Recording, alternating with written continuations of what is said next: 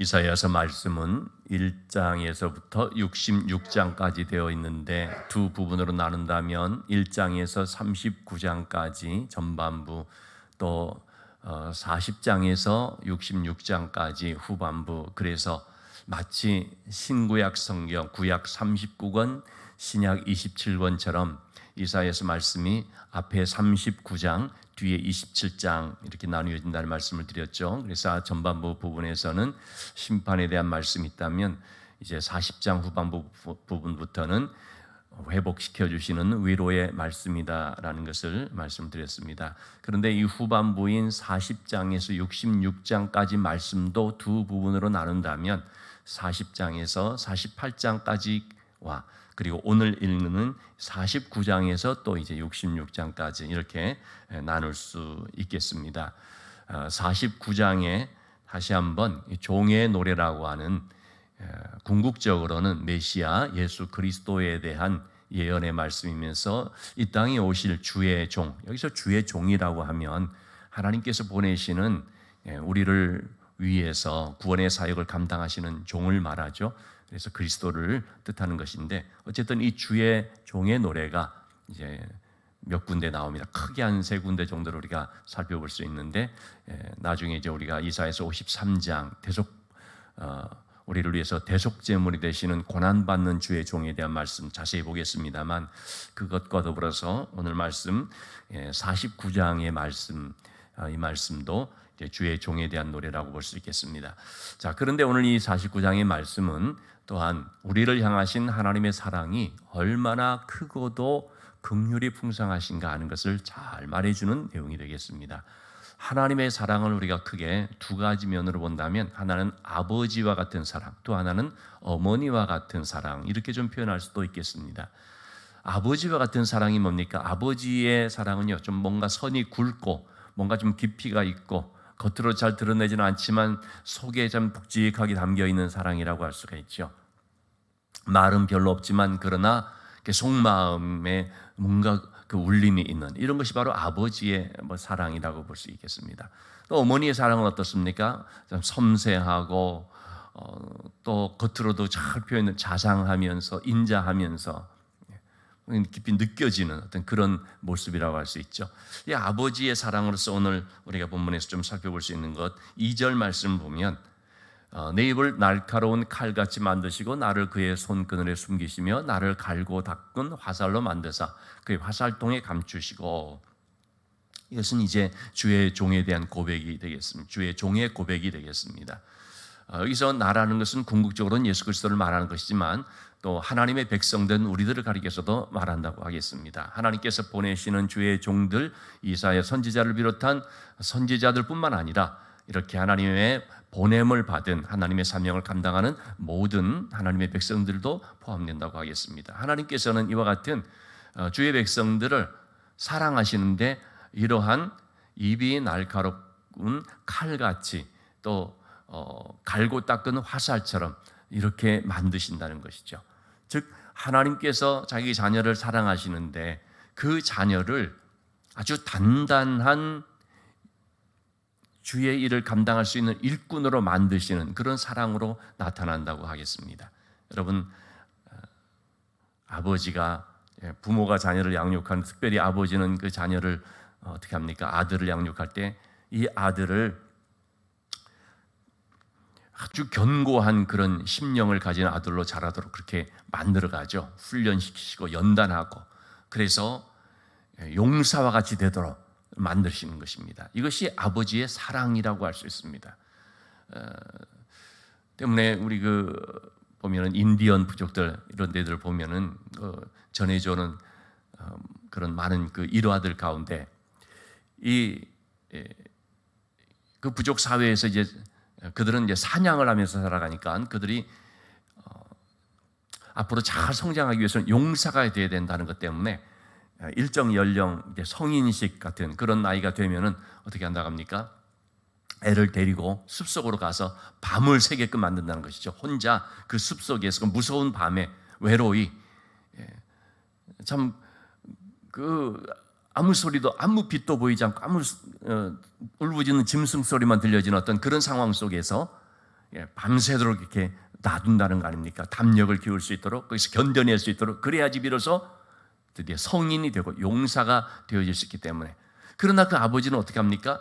그 어둠 속에서 정말 불꽃 같은 눈으로 그 자녀를 눈을 부릅뜨고 지켜보고 있는 거죠. 새벽녘에 부스럭거리는 소리가 들리는데 내 아들이 이게 뭔가 싶어서 이렇게 보니까 아버지가 밤새도록 자기를 지키고 있고, 또 유사시에 대비해서 활을 가지고 혹시라도 어떤 맹수가 이렇게 오게 되면 그런 맹수를 쏘기 위해서 다 준비된 가운데 이렇게 지키고 있다는 사실을 발견하게 되죠. 어쨌든 이렇게 하면서 용사로 길러내는 것입니다. 하나님께서도 우리를 날카로운 활 같은, 하나님이 쓰실 수 있는, 또 우리의 입에 하나님의 말씀이 담겨있는, 그 말씀이 심령골수를 찔러 쪼개끔 하는 이런 아주 귀한 하나님의 일을 감당할 수 있는 용사로서 되도록 이렇게 하나님께서 우리를 길러가시는 것을 볼 수 있습니다. 이것이 바로 우리를 향하신 아버지의 사랑과 같은 모습이라고 하겠습니다. 또한 아버지의 이 사랑이라는 것은 어떻습니까? 자녀를 징계하는 것으로 나타나죠. 이스라엘 백성들이 바벨론 포로 생활을 하게 됐습니다.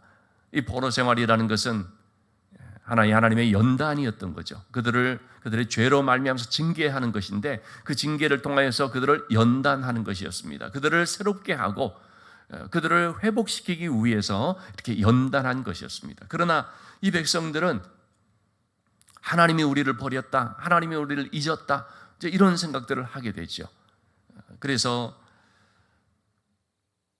우리 14절의 말씀을 보면 오직 시온이 이르기를 여호와께서 나를 버리시며 주께서 나를 잊으셨다 하였거니와, 이 포로 생활을 한 가운데 너무나 힘들고 어려우니까 하나님께서 우리를 잊어버리셨다, 아니 하나님이 우리를 버렸다, 이러한 하소연을 하고 이런 믿음 없는 얘기를 툭툭 던지고 있는 것입니다. 그러나 하나님께서는 결코 버리시는 분이 아닙니다. 하나님께서는 잊으시는 분이 아닙니다. 하나님이 그들 가운데 이런 연단을 주시는 것은 그들이 바로 자녀이기 때문입니다. 히브리서 12장 6절에서 8절에 보면 자녀에게는 반드시 연단이 있다고 말합니다. 연단이 없으면 그는 사생자요 참 아들이 아니니라 라고까지 말할 정도로, 자기의 진짜 아들이라면 여러분 어떻습니까? 오냐 그냥 그렇게 키우질 않죠. 혹시라도 잘못한 거 있으면은 지적하면서 고치면서 바르게 자랄 수 있도록 때로는 징계하면서 그렇게 자녀를 키웁니다. 왜냐하면 그 자녀를 사랑하니까, 내 친아들인 친자식이니까. 남의 집 애들은 그렇게 안 합니다. 뭐 내가 알 바 아니야, 자기가 뭐 저렇게 살든 뭐 우리 집 애가 아니니까. 그러나 우리 애들이 그러는 것은 부모의 마음에 그것을 도저히 용납할 수가 없습니다. 왜냐하면 얘가 그냥 이렇게 자라가게 되면 너무 잘못되게 되니까. 그래서 징계를 하면서 바로잡으려고 하게 되는 거죠. 하나님께서 그 백성들을 징계하는 것도 바로 그들을 잊어버리셨기 때문에, 그들을 버렸기 때문이 아니라 그들을 연단하기 위해서, 그게 그 자녀들이 하나님의 백성들이기 때문에 그렇게 하는 것을 볼 수 있죠. 자, 그래서 하나님께서 이렇게 말씀하고 있습니다. 15절의 말씀에 여인이 어찌 젖 먹는 자식을 잊겠으며 자기 태에서 나는 아들을 긍휼히 여기지 않겠느냐. 그들은 혹시 잊을지라도 나는 너를 잊지 아니할 것이라. 여러분, 절대로 하나님께서 그들을 잊지도 않으시고 버리지도 않으셨다는 사실을 이렇게 표현을 해주고 있습니다. 엄마가 그 자기 태에서 난 자녀를 어떻게 잊을 수 있냐는 것입니다. 어떻게 버릴 수 있냐는 것입니다. 여러분, 자기의 자녀는 정말 시간이 가도 절대로 잊을 수가 없습니다. 내 자녀, 내 태에서 난 그 자녀, 그 자녀가 좀 부족해도, 좀 뭔가 시원찮아 보일지 몰라도, 그런데 나에게 있어서 그 자녀는 어떤 의미에서 보면 모든 것이다, 최고다, 그렇게 얘기하지 않습니까? 그래서 긍휼히 여기고 긍휼히 여기죠. 부족해도 감싸주고, 그러면서 이 자녀를 너무나 귀하게 아끼게 되는 거 아닙니까? 절대로 잊을 수가 없는 것, 이것이 바로 어머니의 마음, 바로 하나님께서 가지신 어머니의 마음과 같은 사랑이라는 것을 말해주고 있습니다. 아버지의 그런 어떤 자녀를 훈련시키면서 키우는 이러한 사랑의 모습과 더불어서 어머니의 그 사랑의 모습, 물론 어머니만이 아니죠. 아버지도 그런 거 아니겠습니까? 여러분, 그 오래전에 있었던 한 20년 이렇게 됐다고 하나요? 대구에서 개구리를 잡으러 간 소위 개구리 소년으로 알려진 5명의 아이들, 얼마나 그 가슴 아픈 사연이었습니까? 지금까지도 뭐 정확하게 이게 참 밝혀지지 않은 가운데 있겠습니다만은, 어쨌든 이 아이들을 찾기 위해서 그 부모들이 생업을 그냥 내려놓고 전국 방방곡곡을 다니면서 전단지를 돌리고, 그때 돌린 전단지가요 2억 장이 넘었다고 합니다. 그리고 그때 동원된 군인, 뭐 경찰, 무슨 뭐 사람들, 그들이 30만 명이 넘었다고 합니다. 그 중에 한 아이의 아버지는 내 눈에 정말 흙이 들어오기 전까지는 반드시 찾아내겠다. 그러다가 결국 암에 걸려서 그만 끝내는 이제 죽고만 그런 일도 있었던 것이죠. 여러분, 이렇게 도저히 잊을 수가 없다고, 어떻게 잊을 수 있냐고 하는 것이 바로 아버지, 어머니의 마음인 것입니다. 하나님께서 우리에게 말씀하시는 그거거든요. 내가 너를 어찌 잊겠느냐. 그렇죠? 설령 어떤 부모들은 그래서는 안 되는데, 어떤 부모들은 이 갓 태어난 자녀를 버리기도 하고 심지어 죽이기도 하는 이러한 일도 요즘 일어나고 있죠. 혹 우리 인간들은 그럴지라도 나는 너를 잊지 아니할 것이라. 하나님은 절대로 그렇지 않다는 것입니다. 어느 정도로 기억하신다는 것입니까? 16절의 말씀을 보니까 내가 너를 내 손바닥에 새겼고 너의 성벽이 항상 내 앞에 있나니. 내가 너를 내 손바닥에 새겼다. 여러분, 손바닥에 우리가 새기는 것은 뭡니까? 절대로 잊어서는 안 되는 것입니다. 그만큼 중요하다는 것이고, 그만큼 이것을 꼭 기억해야 한다는 뜻이죠.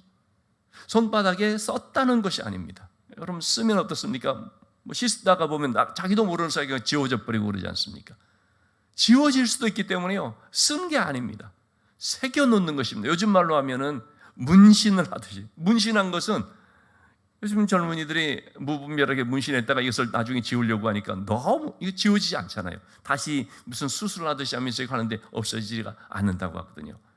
결국은 그래서 일부분만 이렇게 한다고 그러는데, 여러분, 이렇게 문신이 뭡니까? 새기는 거거든요. 하나님께서도 절대로 잊어버리지 않도록, 잊을 수가 없기 때문에 이게 새겨 놓는다는 거죠. 내 손바닥에 새겼으며. 하나님께서 우리를 어떻게 새겼겠습니까? 예수님의 십자가에 그 손바닥에 못이 박혀진 어떤 그런 아픔을 가지고 바로 그러한 것들을 통해서 우리를 기억하시고 우리 이름을 생명책에 써놓듯이 하나님의 이 손바닥 같은 거기에 이렇게 이름을 기록해 놓은 줄을 믿습니다. 이렇게 하나님께서 우리를 기억하신다는 것입니다. 그리고 너의 성벽이 항상 내 앞에 있나니. 예루살렘 성벽이 어떻게 했습니까? 다 무너졌습니다. 이스라엘 백성들은 바벨론 땅에 있으면서 이 나라가 다 망했는데, 우리의 그 성벽이 다 무너졌는데, 성전도 다 불탔는데 그렇게 말하고 있지 않습니까? 그러나 하나님은 그런 너의 성벽이 항상 내 앞에 있나니. 하나님 회복시켜 주신다는 것입니다. 하나님께서 그들로 하여금 다시금 고국 땅에 돌아와 일어날 수 있도록 도우신다는 것입니다. 17절의 말씀에 보면은 내 자녀들은 빨리 걸으며 너를 헐며 너를 황폐하게 하던 자들은 너를 떠나게 된다. 이것이 바로 하나님께서 회복시켜 주심으로 나타나는 일들이지요. 이 자녀들, 쓰러졌던 자녀들, 무너졌던 자녀들입니다. 쇠약해졌던 자녀들입니다. 일어날 기력이 없다고 했던 자녀들인데 그들을 일으켜서 빨리 걷게 할 정도로 온전히 회복시켜 주시고, 그리고 너를 헐며 너를 황폐하게 했던 그 대적들, 그 바벨론 세력과 같은 그들은 떠나가 버리는, 그들은 무너져 버리는 이런 역전의 은혜들이 일어나게 된다는 것입니다. 18절 말씀에서도 너희 눈을 들어서 사방을 보라, 그들이 다 모여 내게로 오느니라. 여러분, 이렇게 버림받았던 백성들 같은데 이제는 그들을 향하여서 막 몰려오는 것입니다. 그들을 향하여서 와서 막 그들을 환영하는 것입니다. 하나님께서 회복시켜 주실 때 그 모든 무리들을 마치 신부처럼 그렇게 존귀함을 받고 그냥 아름다운 이름으로 칭송을 받고 그렇게 회복시켜 주시는 놀라운 역사들이 있는 것을 말씀을 해주고 있습니다.